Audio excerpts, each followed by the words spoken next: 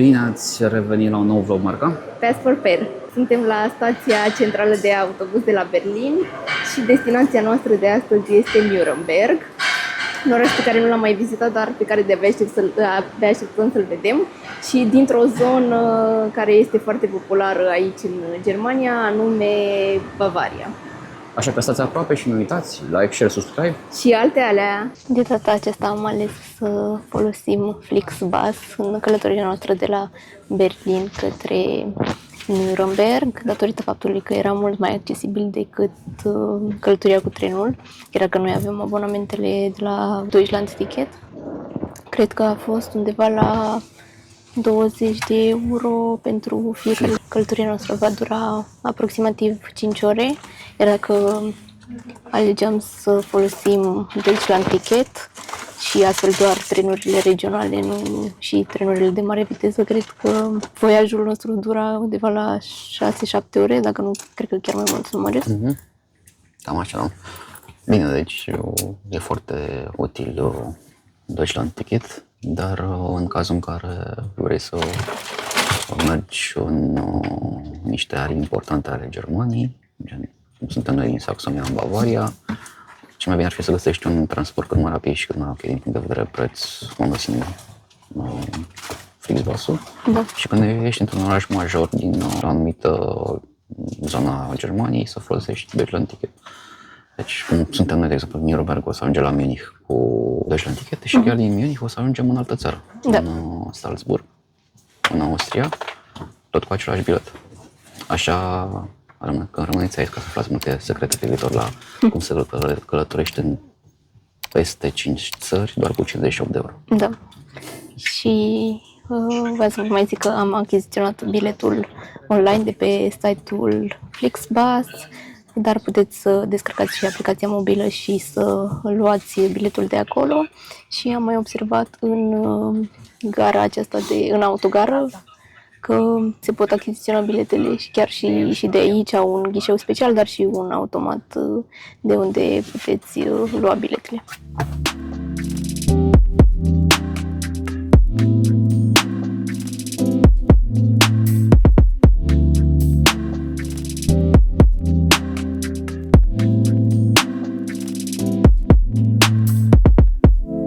Marius, cum ți s-a părut până acum? 3 ore pe scaun e destul de complicat, bine că avem astea 5 minute de pauză. Mă simt ca în excursiile alea pe care le făceam când eram... La școală, nu? Exact, Da. la școală. Măi, dar măcar merge destul de bine, adică ai văzut, are o viteză constantă, cred că merge cu 100, 100 și ceva. Da. E renumit pe autostradă, că nu există limită de viteză. 40 sau 60% din autostrăzile din Germania nu au o limită de viteză. Am luat autobuzul de la ora 8 și teoretic pe la vreo 1 și un sfert ar trebui să fim la Nuremberg. Și sincer am adormit puțin și cred că o să mai adorm, că suntem destul de obosiți, că la noi vacanțele nu sunt de stat la plajă, la noi sunt vacanțe active și la Polonia cred că în a doua zi am mers 31.000 de pași. Păi da, cam așa este media pe zi, undeva la 20.000 dacă este. Da, și așa ne așteptăm să fie și în continuare.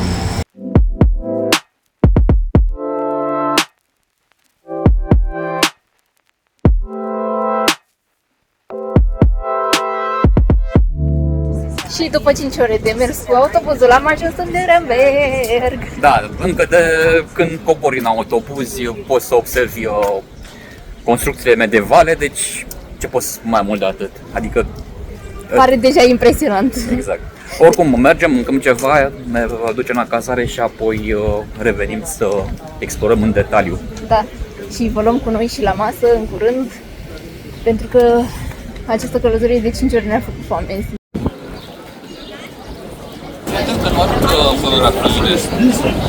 În drum spre restaurant am întâlnit acest stand absolut adorabil cu cărți, chiar lângă Lorenzkirche, una dintre cele mai importante catedrale din oraș.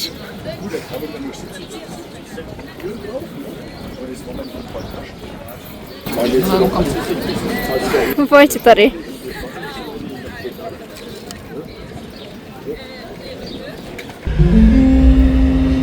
Exact cum am văzut în în Copenhaga, fără conductor. Dar e o mare diferență pentru că în Copenhaga, cel puțin pe liniile care duceau la aeroport, din câte mi-amintesc, existau și bariere antisuicid. Aici nu este așa ceva și o inovație. În dreapta puteți observa un spațiu în care îți poți odihni brațul în timp ce scrollezi la infinit pe net. Era imposibil să nu ne bucurăm de o specialitate tradițională aici în Nuremberg, rost, bratwürste, am spus bine. Am zis să comandăm o porție mare de, cât sunt? 12? 12, da. Cred că ar fi fost o idee bună să fie avut și prețel lângă. Miros foarte bine și abia aștept să mă bucur de cârnăciorii ăștia cu... Nu cred că e piure, e ceva salată între de piure. cartofi. E salată de cartofi, da. Da, Okay. salată de cartofi și în partea stângă este muștar. Berea, un gust special, tente de banană, din câte am observat din descriere, și e foarte fresh. Puțin mai devreme ați putut observa acele locuri în care se puteau comercializa produse artizanale. Ceva specific acestei arii sunt cele două culori, roșu și alb. Îl veți regăsi și pe stema localității. Cred că este o chestiune care e specifică numai acestei zone din Bavaria. Adică inclusiv aici în restaurant unde am mâncat produse respective, produse tradiționale, peste tot, inclusiv chelnerii sunt în cămăși cu carouri roșu-albe și inclusiv fețele de masă sunt cu roșu și alb.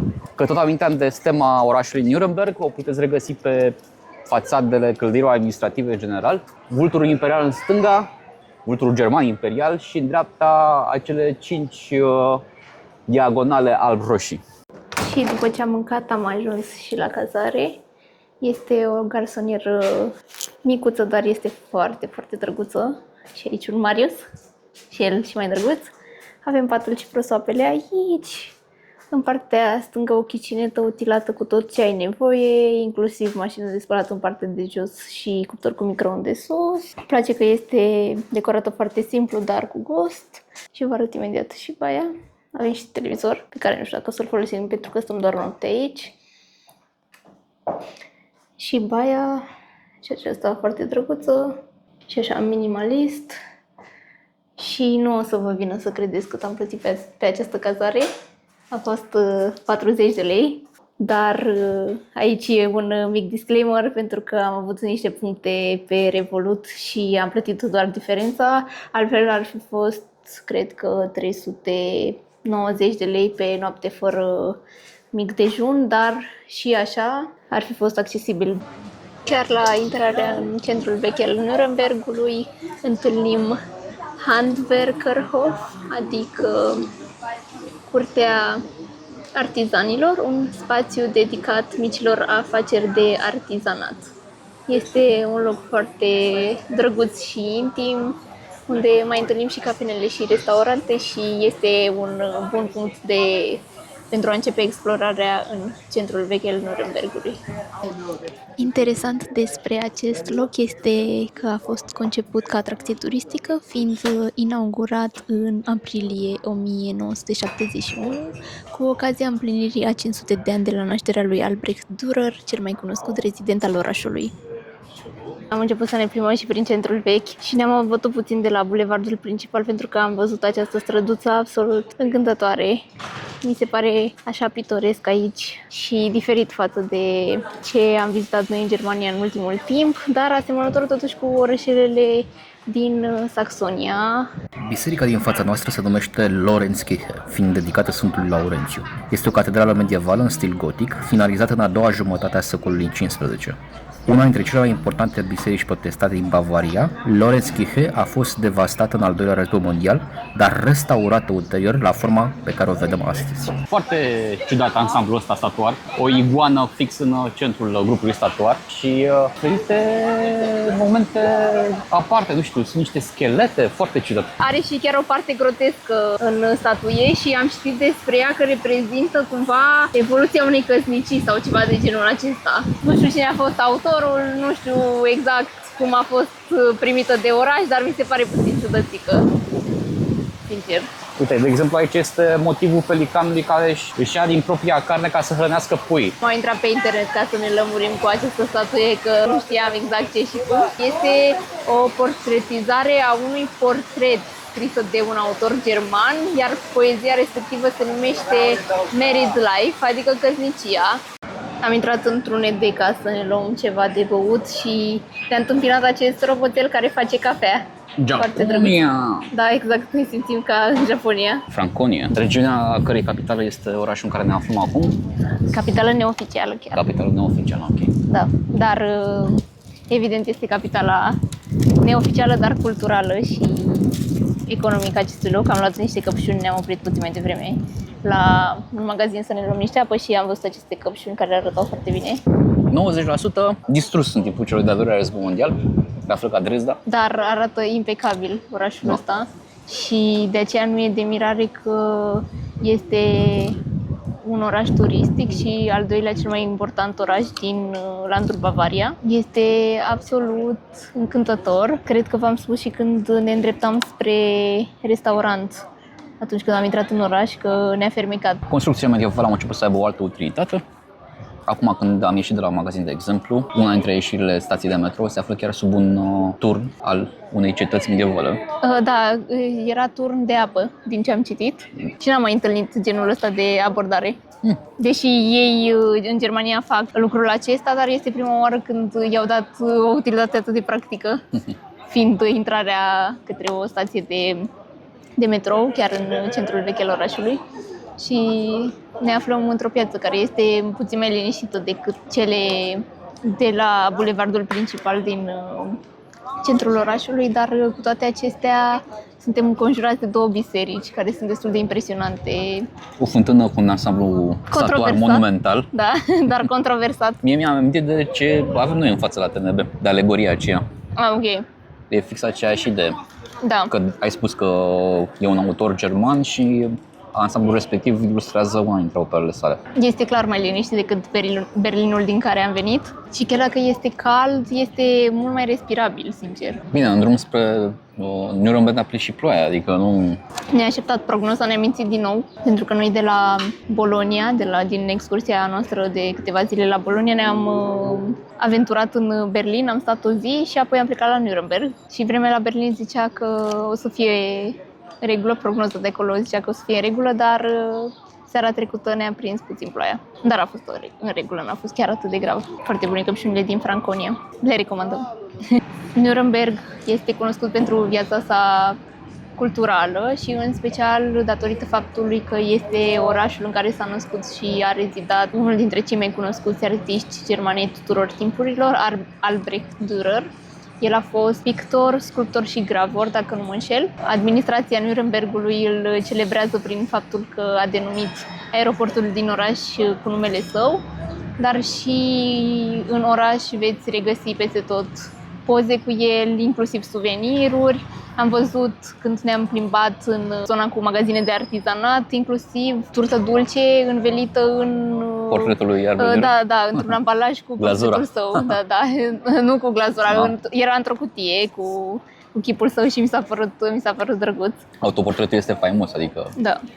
Autoportretul lui este faimos și mai are câteva opere faimoase și chiar citeam că are operele expuse în toate colțurile lumii, de la Galeria Națională din Londra până la galeriile Uffizi din Florența, Florența în care tocmai am fost și noi. Cred că și într-un muzeu din Washington, dacă nu mă înșel, și bineînțeles aici în Germania, în diverse muzee, inclusiv aici în Nuremberg. Pentru că povesteam de turta dulce, pentru iubitorii de dulce care urmăresc canalul Pas Porper, dar și pentru mine, pentru că eu sunt o iubitoare de dulce. Nurembergul are o însemnătate specială, pentru că este orașul în care a fost inventată turta dulce sau o rețetă asemănătoare cu turta dulce și ei sunt faimoși pentru aceasta și dacă veniți aici veți regăsi la toate colțurile standuri cu turtă dulce în magazine, este turtă dulce peste tot. Au expus o turtă dulce pe tot parcursul anului și puteți să veniți să încercați rețeta originală chiar de la ea de acasă. Bine, mi se pare mai că este un tourist trap chestia asta, dar... Probabil este. Știu că spuneai la un moment dat că în Nuremberg este organizat unul dintre cele mai faimoase târguri de Crăciun. Da. Și orașul cumva amplifică acest sentiment. Cred că și noi o să venim la un moment dat în perioada respectivă, deși sunt conștientă că o să fie mulți turiști pentru că este destul de faimos Târgul de Crăciun și cred că este considerat unul dintre cele mai frumoase din Germania. Așa după cum am zis, geografia locului potențează atmosfera de Crăciun. Nu numai geografia, ci și istoria, arhitectura. Cum ne plimbăm prin centrul vechi și pe străduțele mai puțin cunoscute, întâlnim și case specifice bavareze, care sunt foarte bine conservate și super drăguțe. Nu mă așteptam ca în oraș să găsim astfel de case, pentru că de obicei sunt tipice pentru orașele mai mici sau pentru sătuce, dar mă bucur că am putut să le vedem și aici, în Nuremberg. Centrul vechi al orașului Nuremberg este împrejmuit de zidul fostei cetăți și vorbeam cu Marius mai devreme, în timp ce ne plimbam și nu am filmat, că ne amintește foarte mult de Sibiu, pentru că și în centrul vechi al Sibiului întâlnim părți din fostul zid al cetății cu parte din turnurile gildelor care au activat în oraș. Și chiar ne gândeam că mai seamănă și cu Bautzen, în care am fost în octombrie și avem vlog pe canalul nostru pe care vă invităm să-l urmăriți. Și este o atmosferă chiar așa foarte încântătoare, deși pe partea cealaltă întâlnim blocuri nou construite, dar mi se pare că ăsta e cumva farmecul orașului. Un sistem de protecție aproape infailibil, cu un șanț de protecție, dublu zid de apărare. Din punctul meu de vedere, cred că este foarte greu să cucerești o astfel de cetate medievală. Dar tipul e același, adică și la noi în țară, dacă te puteți să te gândești, la fel. Că mă uitam că și în Sighișoara, și în Sibiu, și în alte cetăți medievale care au cunoscut trecerea germanilor, sașilor sau șvabilor. Da. Așa, abordarea este fix aceeași în ceea ce privește stilul de apărare al cetății și chiar genul de construcții. Da. Adică mi-a amintit foarte mult de zidul care încă este în picioare în Sibiu, partea asta cu partea de sus din lemn și restul fortificat din piatră. E fix aceeași construcție pe care o găsești în Sibiu.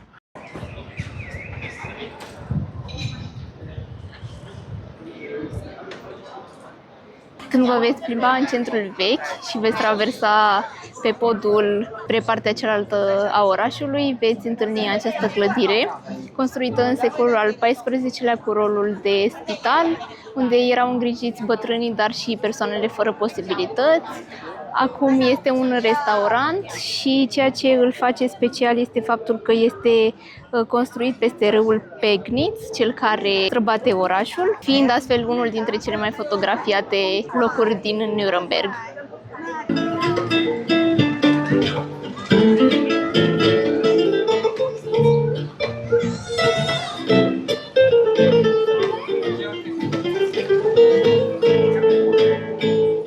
Centrală din centrul vechi al Nurembergului veți regăsi pe lângă catedrala denumită Frauenkirche, pe care o întâlnim și în Dresda, o fântână. Iar locuitorii Nurembergului nu au fost neapărat foarte creativi când au denumit-o, ci mai degrabă pragmatici, pentru că au denumit-o Fântâna Frumoasă, în germană Schöner Brunnen. Și despre această fântână există o legendă. Există un inel pe gardul fântânii și se spune că dacă îl învârți de 3 ori, vei avea noroc. Pentru că Marius a atins și a învârtit inelul ca să aibă noroc, am vrut și eu să fac același lucru, dar din păcate eu sunt prea scundă și nu ajung. Gata. Gata, o să am și eu noroc. Mulțumesc, Marius. Deci este un inel pentru localnici și un inel pentru Turiști. turiști, ok. Da. Dar care e cu ăla cu noroc? Ăla cu noroc e ăla pe care l-am atins noi, cel de pe gardul care este cu fața la Frauenkirche, la biserică, nu cel care este cu fața spre partea cealaltă a pieței. Așa am citit pe un blog al unei localnice. Acum, dacă așa e sau nu, e legendă, nu știu. Aceasta este biserica Sfântul Sebaldus, protectorul orașului Nuremberg. A fost construită în secolul al XIII-lea și este cea mai veche biserică din oraș. Este foarte grandioasă și turnurile sale se pot vedea din mai multe puncte ale orașului. Cred că e gotic, nu? Așa pare. Da, e gotică.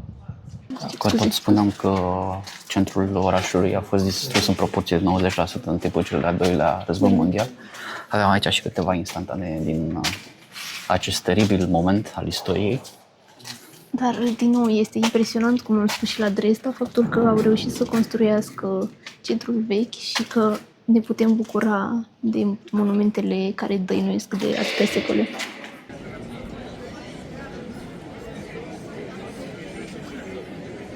Am intrat pur întâmplător într-o berărie asta, berăria Albert Dürer. Da, au niște whisky așa de câțiva ani, ce să zic. Sunt atât de puternice încât mirosul se simte cu ușa închisă. Exact. Dar foarte drăguț. Cu această ocazie am aflat că există și un Nuremberg subteran, cel mai probabil special destinat acestor licori, probabil Da. whisky și bere. Și cred că există și niște tururi ghidate pe care turiștii le pot achiziționa pentru a descoperi mai multe despre Nurembergul de dedesubt. Dar cum miroase, să știi. Bă, Alcool bun. whisky ăla bun Da. de tot.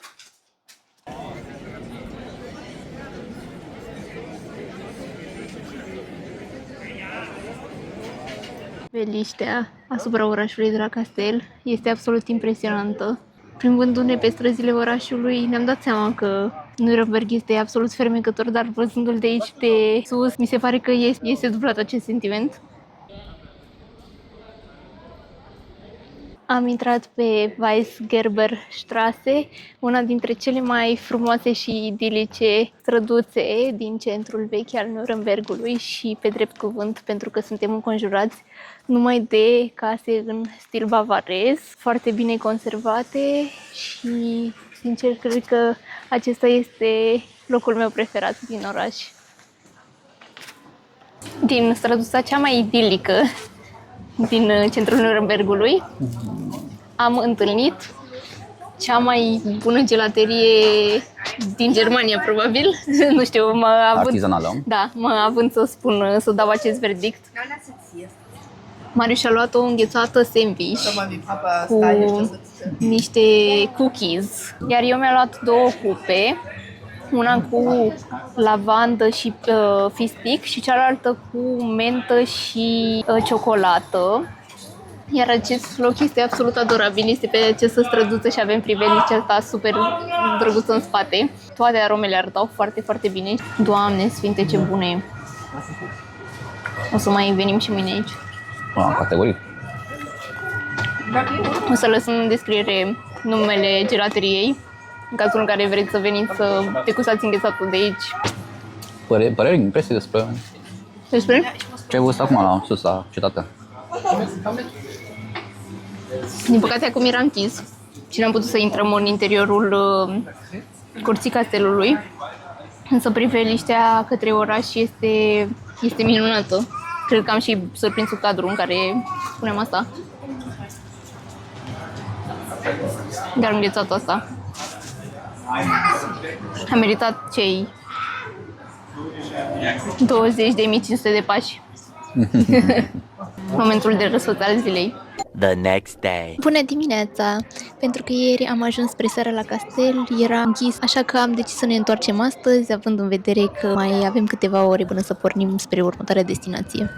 Am ajuns și la castel, un simbol al orașului Nuremberg. Încă din perioada medievală, complexul castelului a relevat importanța pe care orașul Nuremberg o avea în Sfântul Imperiu Romano-German. Atunci, orașul devenise, alături de Frankfurt și Aachen, unul dintre cele mai importante din imperiu, fiind locul în care împărații nou încoronați organizau primele diete imperiale. Castelul și-a pierdut din importanță după războiul de 30 de ani din secolul XVII, când locul de desfășurare a dietelor s-a mutat permanent la Regensburg. În perioada nazistă, cu ocazia activităților de pregătire a congresului de la Nuremberg din 1936, castelul a fost readus la starea sa inițială. Câțiva ani mai târziu, în timpul celui de-al doilea război mondial și a raidurilor aeriene din 1944-1945, o mare parte a castelului a devenit o ruină. Reconstrucția și restaurarea castelului au fost începute chiar după terminarea războiului și au durat aproximativ 30 de ani. Ne plimbăm prin centrul Nurembergului și observăm foarte multe magazine cu jucării. Și asta datorită faptului că Nuremberg este unul dintre cei mai mari producători de jucării, nu doar din Europa, dar și din lume. Iar aici are loc anual unul dintre cele mai importante târguri de profil din lume. Absolut încântător acest oraș. Pe fiecare străzuță pe care te plimbi, zici că te plimbi într-un orășel de basm, așa mi se pare că este. Deci îl recomand din tot sufletul. Puteți să veniți aici într-un weekend sau chiar și în timpul săptămânii câteva zile, pentru că este absolut genial.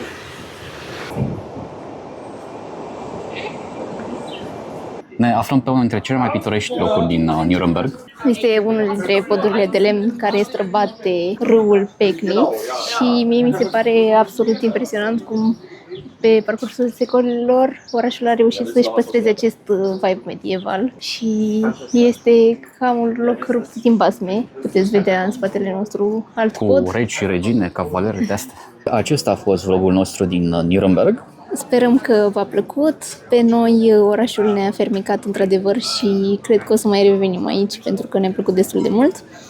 Cred că mai degrabă în timpul festivităților de iarnă.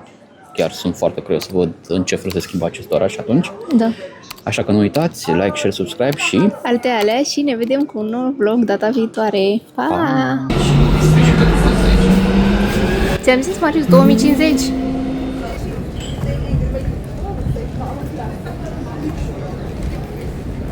Mamă, ce mișto. În epoca medievală, Stai mai pentru că cred că nu înregistrează, nu văd aici. noi ne-am pus și ne filmăm aici și a venit super multă lume. E foarte cringe. Puțin, dar e ok. Da, ce bun e. Da, foarte bun. Deci că asta cred că e înghețat de vanilie. Da? Cred că aia cu pina albătării aia din spate. Ok. Da, nu e ok, nu e bai. Băi, dar ce bun sunt cookies ăștia.